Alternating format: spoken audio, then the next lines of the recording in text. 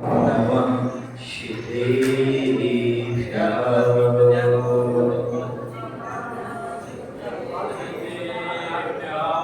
ॐ नमः शिवेभ्यः।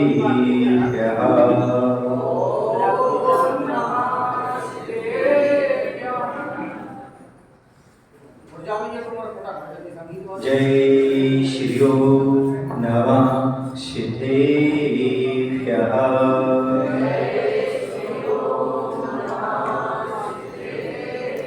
गौरिनमुपकारम् अर्हन्तारं तहेव सेद्धारम् आर्यवज्रायाणं लोयं ये सौसामुरं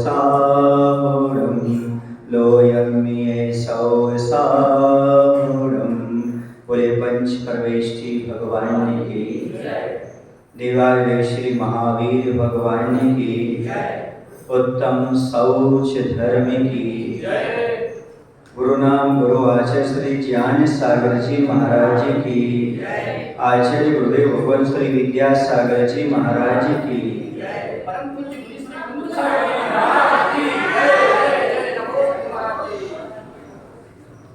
आज पर्व का चौथा दिन है और जो हमारी आत्मा में चारों ओर से चार कसायों ने मलिनता उत्पन्न कर दी है, उन चारों कसायों को धोने का दिन है, साफ करने का दिन। आज गंदगी को पहचान करके गंदगी को साफ करने का दिन है। आप जब अपने घर में रहते हो तो कक्ष में गंदगी पसंद नहीं करते। आप अपने शरीर पर कुछ भी गंदगी पसंद नहीं करते। अपने कपड़ों में आप कोई दाग भी पसंद नहीं करते। पर आचार्य कहते हैं कि अपने आत्मा में कितनी गंदगी भरी है, इसे पसंद क्यों करते हो? क्योंकि उस गंदगी को पहचाना नहीं है ना। वो गंदगी गंदगी जैसी नहीं लगती, जैसे कि मछुआरों को मछलियों की गंध दुर्गंध नहीं आती, वे अभ्यस्त हो जाते हैं। वैसे अनादि काल से कसायों की दुर्गंध अंदर भरी हुई है, आप अभ्यस्त हो, वह आपको दुर्गंध जैसी महसूस नहीं होती। क्या करें? क्रोध आदमी को दिख जाता है, दूसरे का भी खुद का भी समझ में आता है क्रोध है। मानवीय अहंकार भी थोड़ा समझ में आता है, मायाचारी भी थोड़ी थोड़ी पकड़ में आ जाती, पर लोभ पकड़ में नहीं आता। वो अंडरग्राउंड रहता है और अंडरवर्ल्ड तक का चाहता है। वो डॉन है, अंडरवर्ल्ड का है वो, ऐसा नहीं है। ऐसा खतरनाक वो लोभ है। तो आचार्य कहते हैं कि उस लोभ को छोड़ने का आज दिन है, जिसका नाम है उत्तम शौच धर्म। आचार्य पूज्यपाद स्वामी कहते हैं कि लोभ निर्वृत्ति का नाम शौच धर्म है। जहाँ लोभ से निर्वृत्ति प्राप्त हो जाए तो समझो शौच धर्म हमारे जीवन में आ गया। आचार्य कुंद देव कहते हैं कि आकांक्षा भाव से हट करके वैराग्य भाव से युक्त रहने का नाम शौच धर्म है। आकांक्षा समाप्त हो जाए, वैराग्य भाव प्रकट हो जाए, समझ लेना हमारे अंदर शौच धर्म आ गया। और सुचिर भाव शौचम, सुचिता का भाव है, उसी का नाम शौच धर्म। सुचिता कह लो, निर्मलता कह लो, पवित्रता कह लो, ये सब पर्यायवाची शब्द हैं। सुचिता, निर्मलता, पवित्रता, ये सब शौच धर्म के पर्यायवाची हैं। हमारे जीवन में निर्मलता, पवित्रता और सुचिता कैसे आएगी? तो आचार्य कहते हैं संतोष धारण करो, लोभ का त्याग करो। जब तक लोभ अंदर रहेगा तब तक पवित्रता नहीं, और जब तक पवित्रता नहीं तब तक सत्य का दर्शन नहीं। इसलिए कुछ लोगों के अंदर धारणा बनी है पहले सत्य धर्म आना चाहिए कि सौच धर्म आना चाहिए। जब पुस्तकों में पढ़ते हैं तो पहले कौन सा मिलता है? सत्य धर्म। आप जितवाणी पढ़ते हैं, पूजन करते पहले सत्य की करते नहीं। आचार्य कहते हैं जब तक लोभ ना निकल जाए तब तक सत्य का दर्शन संभव। सत्य को पाने के लिए लोभ को त्यागना जरूरी है। जैसे पानी को पाने के लिए मिट्टी को खोदना जरूरी है, परत बाई परत एक के बाद एक परत जमी रहती है, उसको निकालते जाते हैं तब अंदर जाकर के पानी मिलता है। उसी प्रकार से क्रोध, मान, माया, लोभ और चारों कसाई के अनुसार लोभ आता है चौथे नंबर पर। तो इन चारों की जब परतें हटती हैं तब कहीं वह आत्मा का सत्य का दर्शन होता है। वह निर्मलता कब उपलब्ध होगी, वह शुद्धता कब उपलब्ध होगी, तो हमारे जीवन से यह पूरा का पूरा लोभ समाप्त हो जाएगा। ये गंदगी हमारे जीवन से धुल जाएगी। गंदगी धोना बहुत आवश्यक है। जिस व्यक्ति को दुर्गंध आती है वह गंदगी को दूर कर सकता है। जिसको दुर्गंध ही नहीं आ रही, वो गंदगी को दूर कैसे करेगा? क्यों? क्योंकि वह अभ्यस्त हो गया है, परिग्रह में आसक्त हो गया है, इसलिए उसे मालूम ही नहीं है। लोभी की दशा बड़ी अजीब होती है। लोभी कैसा होता है? तो सबसे पहले तो कहते लोभी नकटा होता है। कैसा होता है? नकटा होता ही नियम है। क्रोधी अंधा होता है, क्योंकि जब वह क्रोध करता है तो आंखें बंद कर लेता है, मुंह खोल लेता है। इसलिए कहा है क्रोध में आदमी अंधा हो जाता है। मान बहरा होता है। मानी व्यक्ति कभी किसी की सुनता नहीं। दुर्योधन ने विदुर की सलाह नहीं सुनी, रावण ने मंदोदरी की, विभीषण की, किसी की सलाह नहीं सुनी। क्योंकि जो मानी होता, अहंकारी होता है, वो किसी की सलाह मानने तैयार नहीं, किसी को स्वीकारने तैयार नहीं होता है।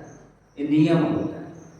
जो सबको नकार दे, अपनी अपनी चलाए, तो समझे कौन है? अभिमानी। किसी की नहीं सुनना, अपने मन की करना, यह अभिमानी का लक्षण होता है। अगली बात कही कि माया कैसी होती है, तो माया गूंगी होती है, मूक। कैसी होती माया?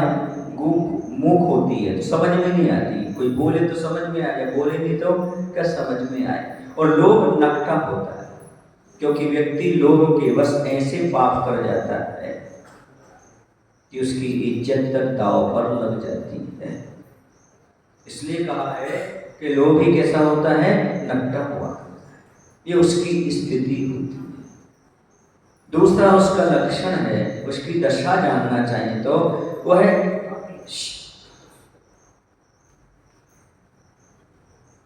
पेट भरने की नहीं सोचता, वह पेट ही भरने की सोचता है। पेट तो कोई भी भर लेता है, लेकिन वह किसकी सोचता है? हमारी पेटी भरना चाहिए। वह पेटी भरने की सोचता है। लोभी की दशा होती है। वह धन को कभी साधन नहीं, साध्य मानता है। जीवन का लक्ष्य यदि कोई मान करके चलता है तो धन, उसे मात्र धन कमाना ही अच्छा लगता है। उसकी दशा कैसी होती है? उस अंधे की तरह होती है, जो आंख वाला तो है पर अंधा है। जिसकी जीवन का उद्देश्य मात्र धंधा है, वह आंख वाला होकर भी अंधा है। मात्र उद्देश्य पैसा कमाना, और कोई दूसरा उद्देश्य उसका होते नहीं। धन उसके जीवन में साध्य बन जाता है। साध्य मतलब मंजिल, जबकि धन रास्ता है, मंजिल कभी नहीं हो सकता। मंजिल को रास्ता मानना, रास्ते को मंजिल मानना बहुत बड़ी भूल है। दान पुण्य के कार्य कभी नहीं करता, करता ही तो मान बढ़ाई के लिए करता है। जहां पर नाम हो वहां पर दान करेगा, और जहां पर नाम ना हो वहां पर दान कभी करने की सोचता ही नहीं है। सतत संकल्प विकल्पों में जीता रहता है। उसका पूरा जीवन संकल्प विकल्पों में रहता है। महाराज जी बहुत सारे संकल्प, बहुत सारे विकल्प मालूम है, अंदर लोभ पड़ रहा है। जब तक लोभ है तब तक कभी भी शांति नहीं मिल सकती। प्रकृति का नियम है। गंदगी के रहते हुए सुकून नहीं मिलता। जब तक गंदगी है तब तक अशांति रहेगी। शांति चाहते हो तो संतोष लाओ, संतोष के बिना जीवन में कभी शांति उपलब्ध नहीं हो सकती। ये नियम दुनिया में भैया, निर्धन वो नहीं होता कि जिसके पास धन नहीं होता, वरना हम सबसे बड़े निर्धन हो जाते। निर्धन वो नहीं होता जिसके पास धन नहीं होता, बल्कि निर्धन तो वो होता है जिसके पास संतोष नहीं होता। यदि संतोष है तो गरीब आदमी भी धनी है, वह भी सुखी है, उसमें कोई भी प्रकार की दिक्कत नहीं है। लोभी हमेशा भविष्य की चिंता करता है, वर्तमान में नहीं जीता, 7 पीढ़ी तक की सोच लेता है। कहां तक की सोच कर रखता है? 7 पीढ़ी तक की सोच करके रखता है। एक महिला थी, वह किसी संत के पास पहुंची और शिकायत करती हैं कि हमारे पति करोड़पति है, लेकिन सही मायने में वो हम लोग संतुष्ट नहीं कर पाते। क्यों नहीं कर पाते हैं?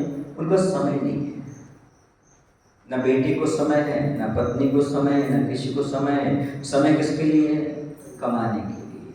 जैसे हम आप लोगों से पूछते हैं ना, भैया आजकल कम आते हो यहाँ पर, क्या बात है? महाराज जी कम आते हैं, वहां पर कमाते हैं, इसलिए मंदिर में कमाते हैं। वो कमाने में लगे रहते हैं, ना अपने बेटे कुछ दे पाते हैं, ना पत्नी कुछ दे पाते हैं।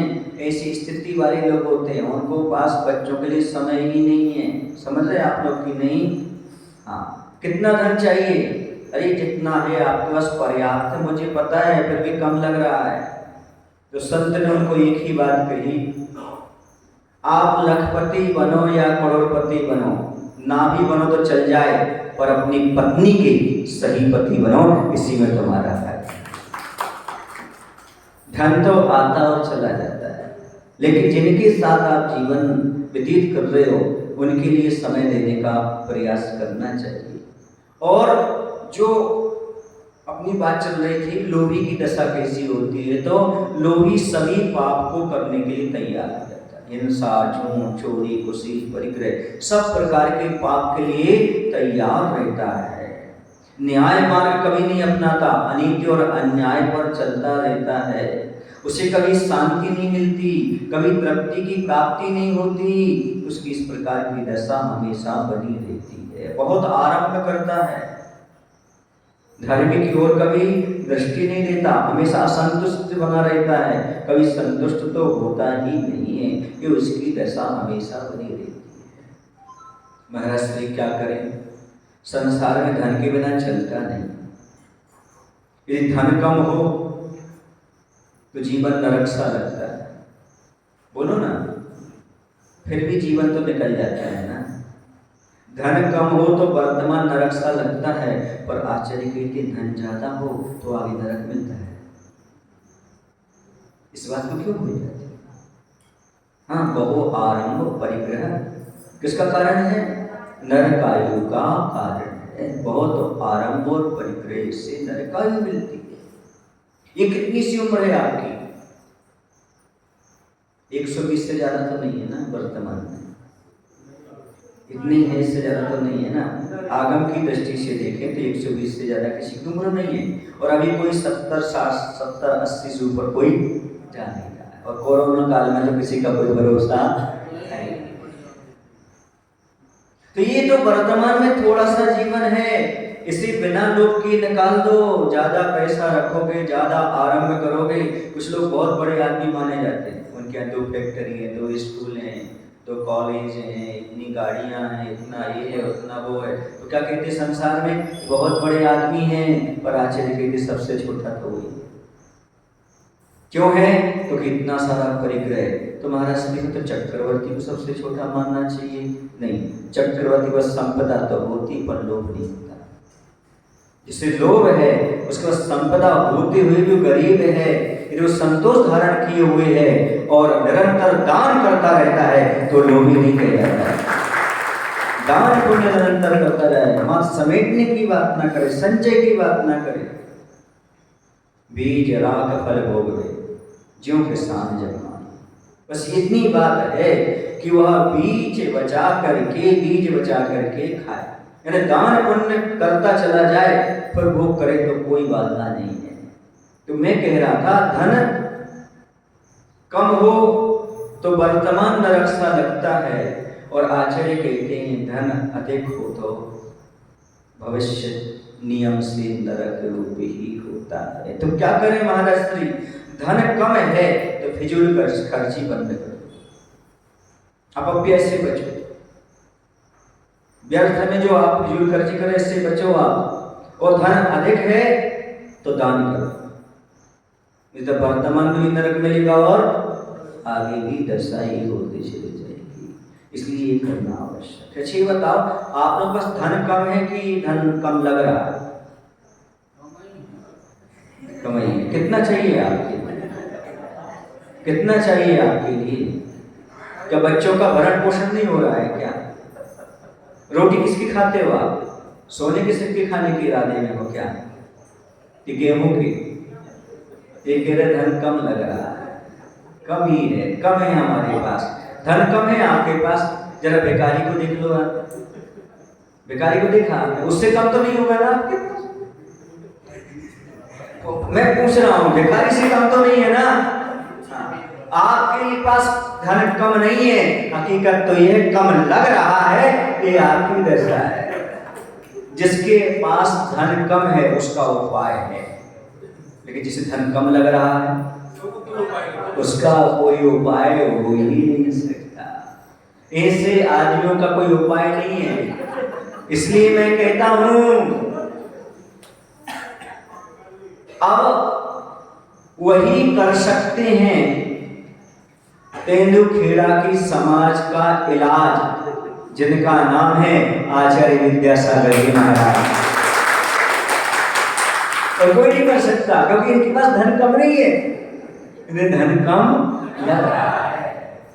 दुर्योधन की ही दशा थी, दुर्योधन के पास धन कम नहीं था, लेकिन कम लग रहा था। तुम में दुर्योधन में कितना अंतर? कुछ नहीं महाराज, वो महाभारत में, तुम नहीं भारत, और कोई अंतर नहीं है दुर्योधन और तुम में, उसे भी कम लग रहा था। देखो ना, एक सत्ता का लोभ था, सो दुर्योधन ने महाभारत खड़ा करवा दिया। एक रूप का लोभ था, सो रावण ने रामायण रचवा दिया। राम और रावण दो जन्ना, सुने ना, उनने उनकी नार हरी सो उनने उनको मारना, इतनी सी तो हती बातन ना, और तुलसीदास जी लिख गए पोतन ना। क्या बुजुर्ग लोगों से सुनते हैं हम कि रावण कैसी रची गई, इतनी बोलते हो, राम और रावण दो जन्ना, उनने उनकी नार हरी सो उनने उनको मारना, और तुलसीदास जी बैठ गए और लग गई उनने। यानी लोभ का परिणाम है, चाहे वो महाभारत हो और चाहे वह रामायण हो, उस सब के पीछे क्या रहा? कहीं ना कहीं आकर्षण रखा।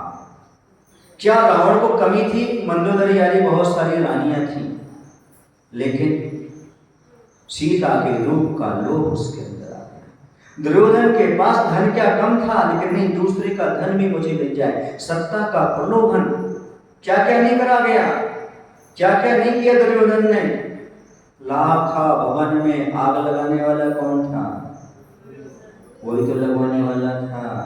कोतवाल को पैसा देना चाहा, लाखा महल में आग लगा दो, कोतवाल ने कहा नहीं, चंद पैसों के लिए मैं चांद सा जीवन बर्बाद नहीं कर सकता, मैं निकृष्ट पाप नहीं कर सकता। ये कोतवाल ने ऐसा बोल दिया, ये पाप मैं नहीं कर सकता। बोले तुझे देश निकाला दे दूंगा, बोलो दे दो, मार डालूंगा, मार डालो, पर मैं पांडवों के लाखा महल में आग नहीं लगा सकता। एक पुरोहित से कहा तुम लगा दो, उसने कहा लगा देंगे, वो आ गया लालच। एक पुरोहित और एक राजा दुर्योधन ये दोनों का लोभ देखो और एक कोतवाल का संतोष देखो, कैसा परिणाम है इसके। कभी कभी ऐसा लगता है गरीब आदमी में संतोष रहता है, भिखारी कितने में संतुष्ट हो जाता है? 2-4 रुपये में हो जाता है। और आप, ये तो बड़ी पेचीदा प्रश्न कर दिया। कितने भी आ जाए कभी नहीं, बिल्कुल सही। इसलिए कह रहा हूं कभी तो रुको, कहीं तो रुको।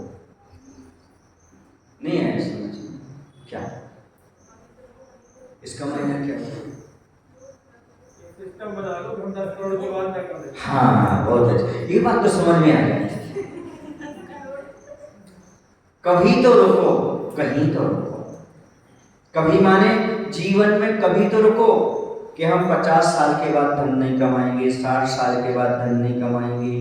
कुछ तो संकल्प करो, इसके बाद हम धन नहीं कमाएंगे, या फिर इतने रुपए के बाद धन नहीं कमाएंगे। 2 में से कोई तो नियम लो आप। कौन सा नियम लेने तैयार थे जो खेड़ा वाले? महाराज जी आप ही ले लो, हमारे व्यवस्था। एक उम्र तो हो कि इस उम्र के बाद हम पैसा नहीं कमाएंगे। ऐसा कोई आपके पास टाइम तो हो, इस टाइम के बाद हम पैसा नहीं कमाएंगे। जिंदगी भर पैसा कमाते रहोगे, धन कमाते रहो, धर्म कब कमाओ? ये धर्म के दिन हैं। अब बुजुर्गों 60 के बाद अब क्या कमाना है? धर्म कमाना है। फिर भी क्या करें, दुकान नहीं छूटती, चाबी नहीं छूटती। महाराज आपको पता नहीं है आजकल के बच्चे बहुत चालाक, यदि चाबी उनको दे दी तो हम रोड पर आ जाएंगे। ये तुम्हारी गलती है, तुमने उन्हें धर्म कमाना सिखाया है ना, धर्म नहीं सिखाया। ये धर्म सिखाया होता तो ऐसा कोई धार्मिक बेटा ना होता जो आपको ना रखता, आपकी सेवा वही व्यक्ति ना करता। ये आपकी कमी है। गजब की बात है, जब बच्चों को तुम्हें शिक्षा संस्कार देना थी, तुम धन कमाने के लिए निकल गए। उनको आवश्यकता थी आपकी, बच्चों के लिए आप धन कमाने निकल गए। आप धन कमा के आए तो अब आपको बच्चों की आवश्यकता है, तो बच्चे धन कमाने निकल गए। कैसा जीवन रहा आपका? आप अपने परिजनों के साथ रह ही नहीं पाए, क्योंकि इस लोभी व्यक्ति के जीवन में 3 चीजें बड़ी डिस्टर्ब होती। देख लेना, लोभी व्यक्ति के जीवन में 3 चीजें हमेशा डिस्टर्ब होती हैं। पहली चीज मन की प्रसन्नता। लोभी व्यक्ति कभी प्रसन्नता का अनुभव नहीं कर सकता, हमेशा अप्रसन्न बना रहेगा। तो पहली कंडीशन है, पहली चीज उसकी डिस्टर्ब होती है मन की प्रसन्नता। दूसरा तन का स्वास्थ्य, क्योंकि वह इतना धन कमाता है कि ना उसे खाने का समय मिलता है, ना योगा का समय मिलता है, और ना और चीज का समय मिलता है। सो भी नहीं पाता अच्छे से। तो उसका मन की प्रसन्नता, तन का स्वास्थ्य और परिवार का प्रेम। परिवार का प्रेम भी नहीं मिल पाता। ये तीनों चीजें उसकी डिस्टर्ब हुआ करती। लोभी व्यक्ति को ये 3 चीजें कोई प्राप्त नहीं होती। आप देखिए ना, सिकंदर का क्या लोभ था? विश्व विजेता बनने का लोभ था सिकंदर का। और सिकंदर विश्व विजेता बनना चाहता था, लेकिन स्वयं से हार गया। सब जगह कमाया, सब कुछ किया। बताते हैं कि वह एक देहात से गुजरा, उसे प्यास लगी, एक बूढ़ी अम्मा मिल गई, उनसे कहा हमें पानी पिला दो। बोले कहाँ जा रहे हो बेटा? पानी क्या, भोजन कर लो तुम तो। भोजन पानी कराए। कहाँ जा रहे हो बेटा? बोले विश्व को जीतने जा रहा हूँ। अच्छा तो तुम सिकंदर हो? हाँ मैं सिकंदर हूँ, विश्व विजेता बनना चाहता हूँ। अच्छा एक बात बताओ बेटा, तुम जब पूरे देश को जीत लोगे, विश्व को जीत लोगे, फिर क्या करोगे? बोले शांति से बैठेंगे। तो बोले अबे बैठ जाओ, क्या दिक्कत है शांति से बैठने में? इतना खून खराबा करने में क्या, इतनी धन दौलत लाने में क्या है? सुने हो, भारत की संतोषी माता ऐसी होती, बता रही बेटा दुनिया को जीत करके शांति से बैठोगे। अभी भी शांति से बैठ जाओ, क्या बिगड़ने वाला है तुम्हारा? कुछ लोग कहते हैं मैं शांति से बैठूंगा। कब बैठूंगा? अभी वर्तमान में शांति नहीं तो आगे क्या? नहीं महाराज जी, जब शोक सभा लगेगी तब सब लोग कहेंगे कि भगवान उनकी आत्मा को शांति दे। मैं चिंतन करता हूँ, कई बार सोचता हूँ, विचार करता हूँ कि कोई भी शोक सभा हो तो कभी ये नहीं कहते इसे स्वर्ग मिले, कभी नहीं कहते धन दौलत मिले, कभी नहीं कहते सुंदर पत्नी मिले, कभी नहीं कहते इसके लिए सुख मिले। हमेशा क्या कहते हैं, भगवान इसकी आत्मा को शांति मिले। ठीक है ना, तो हम जीते जी भावना वाले थे, हे भगवान इस नगरी के सभी जीवों को, इनकी आत्मा को शांति मिले। महाराज जी क्या कह रहे हैं आप, हमारी आत्मा को शांति मिले, मतलब अशांत में जीना चाहते हो आप? इन लोभियों के लिए ऐसी समय मिलता है, मात्र का भावना पाता हुआ है जब कोई चला जाता है, तब कहता है भगवान इनकी आत्मा को शांति दे। पर ये कुंतु सागर थोड़ी उल्टी है। हम तो पहले कह रहे भगवान इनकी आत्मा को जीते जी शांति मिल जाए, कुछ तो जीवन से लोभ कम हो जाए। ये लोभ कम होता है। अब बताओ, शांति की कामना नहीं कर रहे हो, कोई कामना नहीं कर रहे हो, क्यों कर रहे हैं शांति की कामना? इससे स्पष्ट है जीवन भर आदमी ने शांति प्राप्त नहीं की।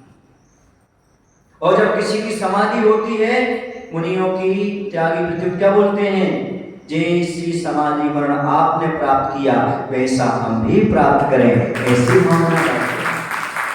उनकी नहीं कहती इनकी आत्मा को शांति मिले, उनकी तो शांति थी, तब तो गए, शांति के साथ गए, सब कुछ त्याग करके गए, पर आपके अंदर ऐसा रहता है। इसलिए कहना चाहता हूं, कहीं तो रुको, कभी तो रुको, थोड़ा सोचो तो अपने जीवन में कितना धन कमाओगे। उस सिकंदर को फिर भी समझ में नहीं आया शांति से बैठने के लिए। आप सिकंदरों को समझ में आ रहा है, आप बंदरों को समझ में आ रहा है कि नहीं? सिकंदर को तो समझ में नहीं आया, पर बंदर को समझ में आ रहा है कि नहीं? ये बहुत विचित्र बात है। ये समझ में आ जाए तो सारा का सारा काम अच्छी तरह से हो जाए। लेकिन इतना सारा पैसा रख करके क्या करोगे? किसी गंगकार ने लिखा है, दमड़ी दमड़ी पैसा पैसा जोड़ जोड़ मर जाते हैं, और इस दुनिया में कंजूसों का माल चालाक लोग खाते हैं, डॉक्टर खाते हैं, या सरकार के पास चले जाते हैं, उनके कोई काम में आने वाला नहीं। ऐसा धन क्यों कमा? भगवती आराधना ग्रंथ में लिखा है, इस धन के लिए भाई भाई से ऐसा लड़ता है जैसे दो कुत्ते मांस के टुकड़े के लिए, हड्डी के लिए लड़ते हैं। ऐसा भाई भाई से लड़ता है। ये लोग इतना खतरनाक है, छूटता नहीं, क्योंकि उसके केंद्र में मात्र 3 चीजें रहती। लोभी के केंद्र में मात्र 3 चीजें, और कुछ नहीं दिखता उसको, धन, भोजन, स्त्री। ये धन क्यों कमा रहा है? अच्छा खाऊंगा पीऊंगा। धन क्यों कमा रहा है? बोलो ना, ये सब लोग क्यों कर रहा है? धन बहुत आता है, बहुत आता है। स्त्री की पूर्ति, भोजन की पूर्ति, स्त्री माने परिवार ले लेना पूरा, इसके लिए तो इसके अलावा तो रहता क्या है? इसलिए वो कभी तृप्त नहीं होता। ध्यान रखो बंधुओं, लोभ से, तृष्णा से कभी तृप्ति नहीं मिलती। समझ रहे हैं आप लोग कि नहीं? आग, मरघट और समुद्र, कितनी? आग, मरघट और समुद्र और लोभ, ये 4 हैं। कभी भरते नहीं, कभी नहीं भरते। आग में कितना भी ईंधन डाल दो, आग कभी तृप्त नहीं होगी। मुर्दों से मरघट आज तक तृप्त नहीं हुआ, कितनी भी मुर्दे ले जाओ आज तक तृप्त नहीं हुआ। समुद्र में कितनी भी नदियां चली जाएं, समुद्र कभी तृप्त नहीं होता। ऐसे लोभी को 3 लोग की संपदा भी मिल जाए तो भी कभी तृप्ति का अनुभव नहीं होता। मरघट, आग, समुद्र और लोभी, इनकी एक सी दशा है, इन्हें कभी भी तृप्त किया ही नहीं जा सकता। बस आग में ईंधन डालना बंद करो, तृप्ति का अनुभव हो सकता है। मरघट में मुर्दे ले जाना बंद करो, समुद्र में नदियां ना जाएं, लोग ही धन कमाना बंद करे, थोड़ा संतोष आ सकता है, जीवन कुछ अच्छा नहीं हो सकता। Satisfies always happy। जो आत्मसंतुष्ट है वो हमेशा सुखी है। संतोषी सदा सुखी और लोभी सदा दुखी। ये जानते हैं आप लोग, फिर भी मानने के लिए तैयार नहीं होते, इसलिए लोभ बढ़ता चला जाता है, एक के बाद एक के बाद एक। पहले सोच रहे थे कि इतना कमाएंगे, फिर इतना, फिर इतना, फिर इतना। एक व्यक्ति था, बड़ा असंतुष्ट था, दुखी था, शांत था। वो साधु के पास पहुंचा और साधु से निवेदन करता है, महाराज ऐसा कुछ उपाय बता दो ताकि हम शांत हो जाएं। शांत हो जाए मतलब शांति का अनुभव करने लगे। तो महाराज ने कहा, भैया एक काम करो, एक चेक लेके आओ। क्या लेकर के आओ? चेक लेकर के आओ। और तुम्हें उस चेक में जितने शून्य लिखना उसको लिख दो। उसने एक शून्य लिखा, उन्होंने शून्य के आगे एक काम कर दिया। कितने हो गए? 10। चला गया। फिर आया, महाराज मन अशांत ही है। उन्होंने कहा और शून्य बढ़ा। प्रतिदिन एक एक शून्य बढ़ाता गया, 10 गुना बढ़ता गया, बढ़ता गया। लास्ट तक जहां तक उसकी सीमा थी पहुंच गया, तब भी अशांत रहा। और साधु के पास आकर बोला, हमें तो पहले जैसा कर दो। पहले कम से कम हम शांति से 2 रोटी खा पा रहे थे, अब तो शांति से हम रोटी भी नहीं खा पा रहे। अब तो आकुलता बढ़ गई। तो साधु ने कहा, तुम्हारे शून्य तुम अपने पास रखो, हम एक काम का निकाल लेते हैं, तुम्हारे जीवन में शांति आ जाए। आया समझ में आपको? नहीं आया? कई बार लगता है कि हम भगवान की भक्ति करते हैं, आराधना करते हैं, पूजन करते हैं, कहते हैं भगवान की पूजा करने से धन बढ़ता है, सुख समृद्धि बढ़ती है, लेकिन ये सब क्यों नहीं हो रहा है? इसलिए नहीं हो रहा है क्योंकि आपके अंदर लोभ है, और लोभी व्यक्ति कभी भगवान की भक्ति नहीं कर सकता। कामी क्रोधी लालची इनसे भक्ति न होए। नीतिकार कहते हैं, कामी क्रोधी लालची इनसे भक्ति न होए। भक्ति करे कोई सूर्यमा, जाति वर्ण कुल खोल। कोई सूर्यवीर भी कर सकता है भक्ति, जो जाति को, वर्ण को, कुल को, सबको खो करके भगवान की भक्ति करता है। लोभी व्यक्ति से कभी भी, क्रोधी से, लालची से, कामी से कभी भगवान की भक्ति हो ही नहीं सकती। भक्ति करना चाहते हो तो क्या करो? क्या करो? भक्ति करना चाहते हो तो लोभ का त्याग करो। महाराज श्री बहुत उपदेश हो गया आपका। जब तक जब लोभ के त्याग की बात करते हो नहीं, हम लोभ करने की बात करें। लोभ करो, मैं भी लोभ करता हूं, तुम भी लोभ करो। मैं भी लोभ से नहीं बचा, कोई लोभ से नहीं बच सकते, साधु और साधु लोभ से नहीं बच सकते। लोभ करो पर अच्छा लोभ करो, बुरा मत करो। धन का नहीं, धर्म का लोभ करो, तुम्हारा जीवन उज्जवल बन जाएगा। मेरा भी लोभ है प्रवचन का, लोग सुन रहे हैं, रास्ते पर चले, धर्म की प्रभावना हो, ये लोग आप ही लोग करो। 3 स्थान पर हमेशा संतोष करो, वो 3 स्थान पर हमेशा लोभ करो। बता दें कौन से हैं? 3 थान संतोष कर, धन भोजन अरुदान। धन में, भोजन में और दान माने स्त्री। इन 3 में हमेशा संतोष रखो। 3 संतोष न कीजिए, दान पठन तपाचार। दान में, स्वाध्याय ज्ञान प्राप्ति में और तप आदि करने में कभी संतोष मत करो। व्रत नियम अच्छे से करो, दान अच्छे से करो, इनमें संतोष मत रखो, लेकिन धन में, भोजन में, स्त्री में हमेशा संतोष रखने का प्रयास करो। क्योंकि धन, भोजन, स्त्री ये दुर्गति के कारण हैं, और दान, पठन यानी स्वाध्याय और तप ये सब सदगति देने वाले हैं, मोक्ष ले जाने वाले हैं। करना है तो करो, as you like can you live. हम तो मात्र रास्ता बता सकते हैं आपको, आपको करना क्या है ये सब आपके ऊपर डिपेंड करता है। आज तक आपने लोभ नहीं किया कि धर्म और मिल जाए, धर्म और मिल जाए, दान और हो जाए, दान और हो जाए, नहीं। कुछ लोग अवसर खोजते हैं, मुझे दान देना है, मुझे दान करना है, बहुत कम लोग हैं। वो तो अवसर से जी चुरा करके भाग जाते हैं।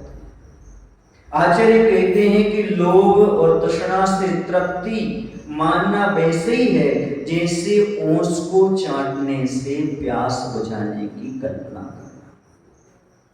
क्या ओस चाटने से कभी प्यास बुझ सकती है? नहीं।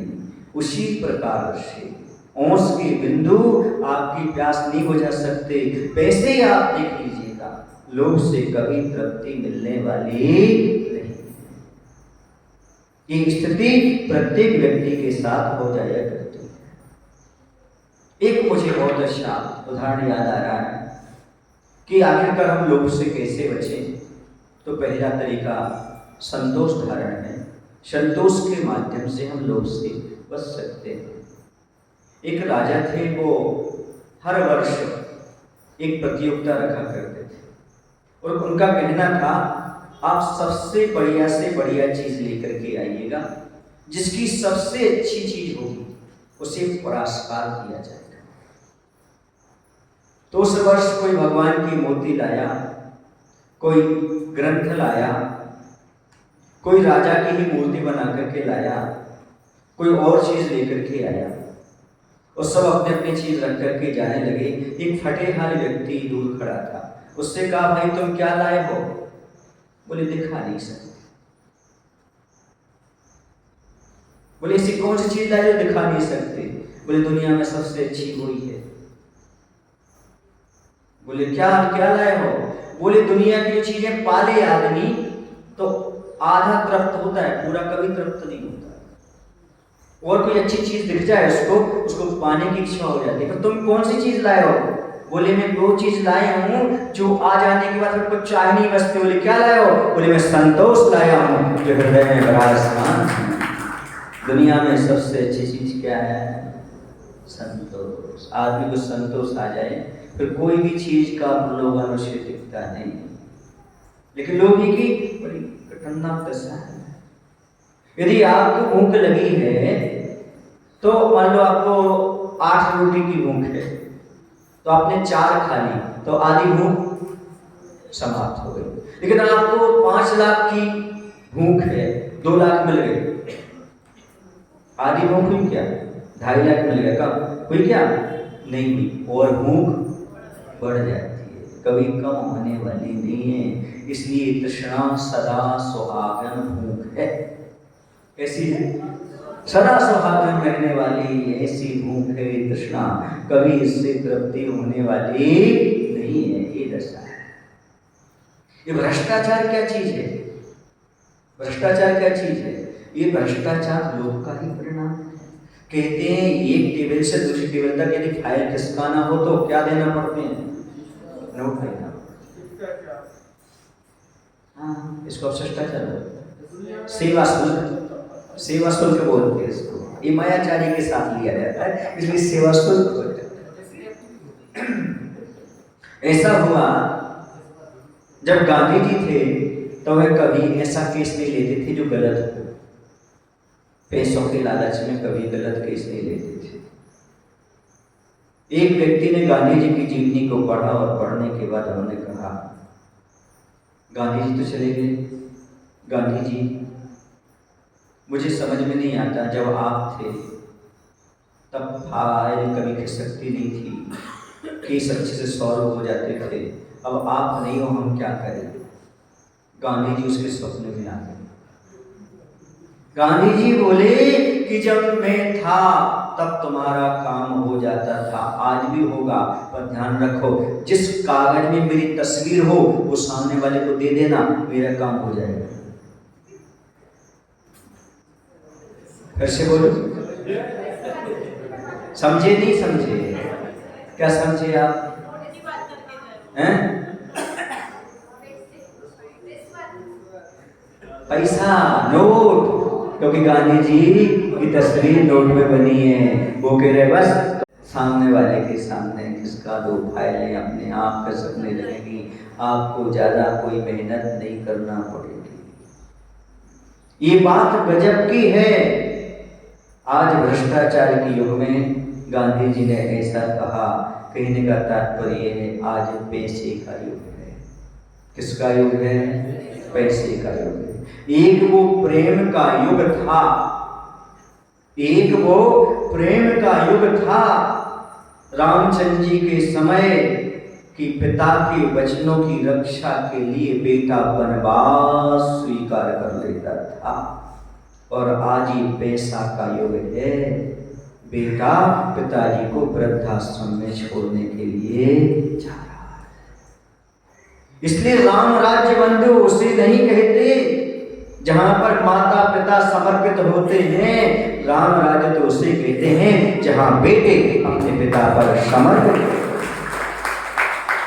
आज राम राज्य की जरूरत है, इसकी जरूरत है, राम राज्य की जरूरत है।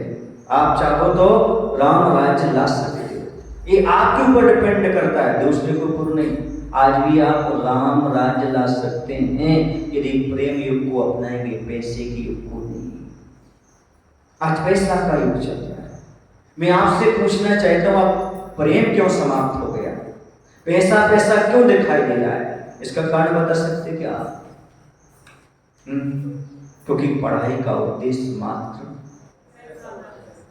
पहले बड़ा प्रेम था, सब कुछ अच्छा था। आज के बच्चे आपको पता है मेस में भोजन करते, हॉस्टल में भोजन करते, वहां पर जो भोजन बनाने वाले होंगे उनका उद्देश्य प्रेम देना होता है कि पैसा कमाना होता है? तो बच्चे क्या सीखेंगे? जैसा खाओ अन्न वैसा हो। परोसने और खिलाने वाले की मानसिकता पैसे की है, तो आपका भी मन क्या होगा? पैसे का ही होगा। और आपकी माँ जो घर में रहती है, कहाँ रहती है? घर में। वो क्या करती है? वो प्रेम परोसती है, सेवा का, प्रेम का भाव रहता है। कभी उनका भाव पैसे का नहीं होता। तो आपके बच्चे बहुत कम ऐसे हैं जो माँ के हाथ का भोजन कर रहे, बहुत सारे बेटे ऐसे जो हॉस्टल में रह करके वहां पर भोजन कर रहे हैं, तो उनके भाव भी पैसे कमाने के हो रहे हैं। और जो बेटे माँ के हाथ का भोजन कर रहे हैं वो जीवन भर माता पिता की सेवा करने के भाव पैदा कर रहे हैं।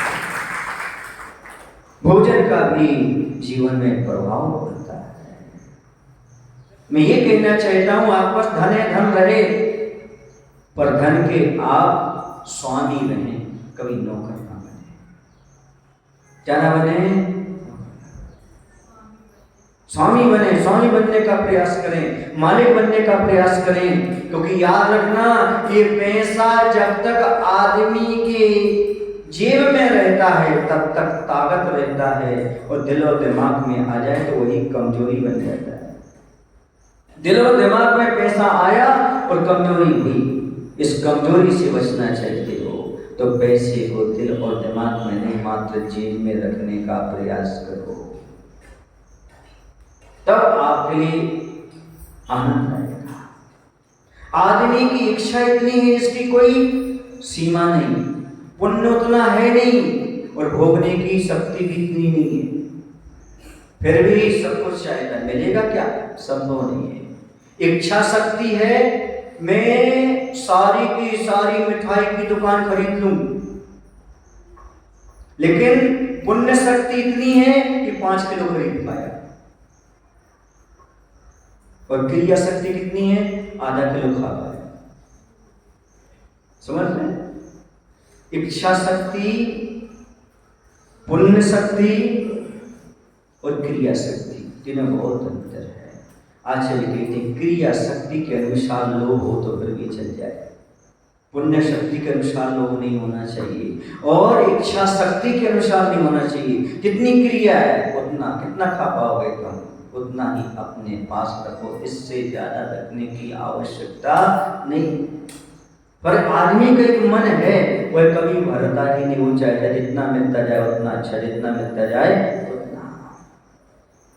लोभी आदमी की दशा ये होती है, जो कुछ मिला है उसका धन्यवाद तो नहीं देता वो कभी, लेकिन जो नहीं मिला उसकी शिकायत जरूर करता है। हमें पिताजी ने ये नहीं दिया, हमारी माँ ने ये नहीं दिया, हमें ये नहीं मिला, हमें वो नहीं मिला। ये सब चीजें होती हैं, पर एक बात ध्यान रखो दोस्तों, अपने जीवन में ये लोग जो है ये बहुत खतरनाक है। सबसे बड़ा रोग जीवन में लोग, ये बहुत खतरनाक रोग है। इससे बड़ा संसार में कोई रोग नहीं है। ये क्या करता है? कानों को बहरा कर देता है, वाणी को मूक कर देता है, आंखों को अंधा बना देता है और शरीर को विकृत कर देता है। ये लोभ की दशा ऐसी हुआ करती है। इसलिए आप चाहो तो अपने जीवन में अभी भी कुछ कर सकते हो, संतोष को धारण कर सकते हो। अब जीतने का दूसरा उपाय है विलासिता को कम करना। विलासिता के कारण आदमी लोग करता है, सब कुछ चाहिए, विलासिता ना हो तो काम चल जाएगा, पर क्या करे, विलासिता के साथ जीवन जीता है। गरीब व्यक्ति कुछ वस्तुएं चाहता है, विलासी व्यक्ति बहुत कुछ चाहता है, लेकिन लोभी सब कुछ चाहता है। आप देखिए, गरीब है, विलासी है कि लोभी है? यदि गरीब है तो जो कुछ है उसमें आपको आनंद आएगा, आप समझेंगे भैया जो प्राप्त है वो पर्याप्त है, जो अपने पास है वो खास है। बिल्कुल ये आपकी मानसिकता रहेगी। और विलासी हो तो और चाहिए, और लोभी हो तो दुनिया का जो कुछ है सब कुछ हमारे पास हो जाना चाहिए। इसलिए संतोष धारण करो, लोभ की मतलब विलासिता का त्याग करो, और कल की चिंता मत करो। कल की चिंता करोगे तो आप कभी भी जीत नहीं सकते लोग को। झूठे प्रलोभन से बचो, अंदर की आवाज को समझो, सादगी पूर्ण जीवन जियो, थोड़े थोड़े संकल्प करो, दान करो, साधु संगति करो, स्वाध्याय करो। इनके माध्यम से आप लोगों को जीत सकते हो, और संसार में कोई ऐसा आपके पास तरीका नहीं है जिससे आप लोगों को जीत सको। या फिर लोभ के दुष्परिणाम पर चिंतन करो। लोभ के दुष्परिणाम कौन कौन से हैं? तो सब अनर्थों का कारण लोभ है। लोभ है पाप है को बाप बखाना, ये सारे पाप करवाने वाला है। लोभ के दुष्परिणाम है, ये पाप की जड़ है। मन की अशांति से मिलती है, क्योंकि जहां लोभ है वहां क्षोभ है, जहां लोभ रहता है वहां पर कहीं भी शांति का अनुभव नहीं हो सकता। ये दशा है। स्वास्थ्य को बैठता है, आदमी निर्दयी हो जाता है, लालच मित्रता का नाश कर देता है, कृपणता आ जाती है, ये दशा उसकी हो जाती है। और कभी उसको भोगने में तो आते नहीं, धन रखा रहता है। एक दादाजी थे, उनके पास सोने की ईंट थी। जिसकी ईंट थी? सोने की ईंट, पर वो सो नहीं पाते थे। सोने की रक्षा में सोने वाले सो नहीं पाते, क्योंकि जाकर के देखते हैं कहाँ डर है, कैसा है, किस प्रकार की स्थिति है। उसके नाती ने देख लिया कि दादाजी पीछे मकान के पीछे बाड़े में एक गड्ढे में कुछ देखने जाते हैं, रोज जाते हैं। जब दादाजी अंदर आ गए तो वो नाती अंदर गया, वहां बाहर गया। बाहर जाने के बाद उसने खोद कर देखा, अरे इतनी चमकीली ईंट, ये तो सोने की है। मतलब दादाजी इतनी कंजूसी कर रहे हैं खाने पीने में, और सोने की ईंट रखी हुई। उसने उसी वजन की दूसरी ईंट रखी, वो निकाल लाया। दादाजी गए, दूसरे देखा, घबरा गए, ये ईंट कैसे बन गई? वहीं माथा पटक करके रोने लगे। नाती पूछा, क्यों दादाजी आप क्यों रो रहे हो? बोले बेटा कोई चमकीली ईंट ले गया। बोले तो क्या करने आप, देखते तो थे आप, सब देख लो, चाहे चमकीली देख लो चाहे तार देख लो, देखने का है, खुद में उपयोग करने आए। तो बेटा तुम ले गए क्या? हाँ दादाजी अब इतनी उम्र में तो सो जाओ, सोना मत देखो, अब थोड़ी चैन से सो जाओ, हम यही चाह रहे हैं आपसे, ताकि आपका भविष्य सुधर जाए। ईंट तो जी रखी, आप ले लो, और आपके कोई काम की नहीं हुई, क्योंकि आप वर्षों से क्या करते आ रहे, उसको देखते ही तो आ रहे हो, उपयोग क्या कर रहे हो तुम? वही मैं कहना चाहिए, इतनी फैक्ट्री, इतनी दुकान, इतना धन, इतना बैंक बैलेंस देख ही तो रहे हो आप, और चले गए तो नरक। तो देखने नहीं मिलना, मिलेगी नरकों में जो है ना रत्न प्रभा पृथ्वी, वहां रत्न रत्न भरे होते, पर काम के कुछ नहीं है। 24 घंटे मार काट के अलावा और कुछ भी वहां पर मिलने वाला नहीं। सुन रहे आप लोग कि नहीं? इसलिए ये देखने से कोई मायना नहीं, इसका कुछ उपयोग करो, दान करो, जिसमें आपके लिए आनंद का अनुभव हो सके। अब एक बात मैं आपसे पूछना चाहता हूँ, आप धन कमा रहे हो और कमाने का आपका उद्देश्य है कि हम बेटे को देकर के जाएं। सब चाहते हैं कि हमारे बेटे ठिकाने पर लग जाएं, सब कुछ संपत्ति। तो दो प्रकार की संपत्तियां हैं। एक संपत्ति विरासत में हम दे सकते हैं, धन दौलत, दूसरे धर्म और संस्कार। आप बच्चे को कौन सी संपत्ति देकर जाना चाहते हो? यदि आप अपने बेटे के लिए धन दौलत रूपी विरासत देना चाहते हो तो वो लोभी बनेगा, और यदि उसे धर्म की विरासत देना चाहते हो तो वो संस्कारवान और संतोषी बनेगा। आप लोभी बनाकर जाना चाहते, संतोषी बना करके जाना चाहते हैं, आपके ऊपर डिपेंड। आपने नीति वाक्य सुना होगा, पुत्र को पुत्र तो का धन संचय, पुत्र सुपुत्र तो, इसके आगे वो जोड़ दो, पुत्र को पुत्र तो का धन संचय व्यसनों में कमा देगा, और पुत्र सुपुत्र तो का धन संचय वह स्वयं कमा लेगा। यदि व्यसनी है, पापी है, तो बर्बाद कर देगा आपकी संपत्ति को, और यदि संस्कारी है तो स्वयं कमा लेगा। इतने संस्कार तो आप उसके लिए देकर के जाइएगा, वह स्वयं कमा लेगा। आप क्यों इतना पाप कर रहे हो? जिनके हित तुम इतना पाप कर रहे हो वो तुम्हारे साथ जाने वाले नहीं है। कर्तव्य का पालन करो, लोभ मत करो, कर्तापन मत रखो। हमें करना है इतना काम, सो हमने कर दिया, अब बच्चे अपने आप कमा लेंगे। भरत चक्रवर्ती की संपदा उसी के साथ चले जाती, पुत्रों के काम में नहीं आती। वो नौ निधियां, वो रत्न, वो सब कहाँ चले जाते? सब विलीन। आप सोच रहे हो सबका अपना अपना पाप पुण्य है। माँ के आंचल में दूध तभी आता है जब बेटा आता है, इसका अर्थ है वो अपना लेकर के आता है।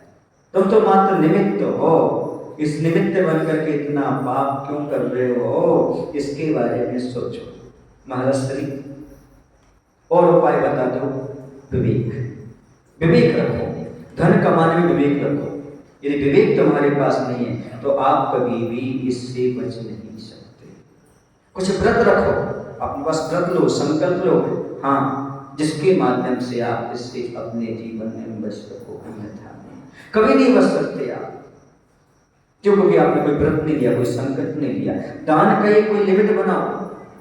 आपके पास जो भी अमित जी आए थे ना, जो शिविर में डायरी लेकर के गए, उन्होंने एक बार प्रवचन में सुन लिया नेहा नगर में कि अपने दान का कुछ, अपने कमाई का कुछ परसेंट दान के लिए रखो। उन्होंने उसी दिन से प्रवचन में संकल्प कर लिया, मैं अपनी कमाई का 12% दान करूंगा, और वो 12% बचाते हैं और कहीं ना कहीं लगाते हैं। वो कह रहे जिस दिन संकल्प लिया है उस दिन से धन और बढ़ रहा है, कम नहीं हो रहा है। क्योंकि विश्वास रखो, दान से धन कभी कम नहीं होता, लोभ से घटता है। उन्होंने संकल्प लिया। आपका कोई संकल्प है क्या? कितने परसेंट दान करेंगे? जैसे आज आपने 500 रुपये कमाए तो आपका संकल्प है क्या कि 5 रुपये बचा के रखें? 1% का नियम है आपका, 2% का, 3% का, कभी प्रोग्रेस नहीं कर पाओ। गरीब से गरीब व्यक्ति भी प्रोग्रेस कर सकता है यदि संकल्प कर ले वो इतना परसेंट में। लेकिन लोभ है, लोभ क्या है? जो हमारे पास वो चलाना जाए और दूसरा आ जाए, वो तृष्णा है। जो हमारे पास वो चलाना जाए, लोभ है, और आ जाए, इसका नाम तृष्णा है। एक कुत्ता था, कुत्ते की मुख में रोटी थी, रोटी अभी मुख में है, ये खा सकता है, पर नदी किनारे जा रहा था तो उसकी परछाई किसमें पड़ गई? पानी में। वो सोचे कुत्ता जा रहा है, इसके मुख में भी रोटी है, झपटो। और जैसे उसने झपटा, मुंह खोला, स्वयं की रोटी पानी में। ये दशा है। एक चौराहे पर कुत्ता बैठा रहता है, जो भी गाड़ी निकलती उसके पीछे भागता है, लेकिन पाता कुछ नहीं। इसी संसारी प्राणी की लोभी की दशा है, हर चीज पाना चाहता है। दुनिया में जो नई कंपनी लॉन्च हो उसका मैं क्या बनूं, कोई भी कंपनी का मैं क्या बनूं, डीलर क्या कहलाता है, वो बनूं, वो कंपनी मुझे मिल जाए, वो मुझे मिल जाए। बहुत दौड़ता है, आप बात आपके करता, लेकिन कुछ भी नहीं कर सकता। आंधो आंधो आंधो आंधो। आपने देखा एक बस के पीछे मेले में चले कपड़े पहने वाला, वो कहता है आंधो आंधो आंधो।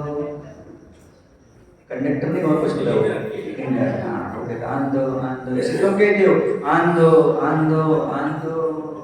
क्योंकि लोभी हमेशा आने दो जाने दे की बात ही नहीं करता। हमेशा लाला जी बनना चाहता है, दादाजी बनते नहीं है।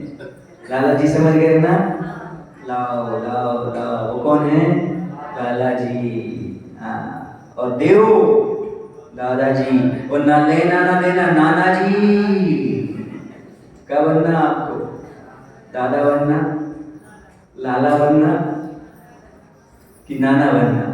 एक बच्चे से पूछा, बेटा तुम क्या बनना चाहते हो, दादा कि नाना? बोले नहीं, पहले लाला जी बनूंगा, लाला जी, फिर उसके बाद दादाजी और नाना जी। ये है लोभी की दशा, हमेशा यही चाहता हमें ये प्राप्त हो, ये प्राप्त हो, हमें वो प्राप्त हो। इसी में पूरा का पूरा समय अपना लगाए रखता है। ये बहुत अच्छा कथानक है, आप लोगों ने शायद सुना हो, नहीं सुना हो। गोमटेश बाहुबली जी की मूर्ति का निर्माण हो रहा था। चामुंड राय ने शिल्पी से कह रखा था कि जितना इसका आप सुंदर बनाने में वेस्टेज निकालोगे, उतने भार का हम तुम्हें सोना देंगे।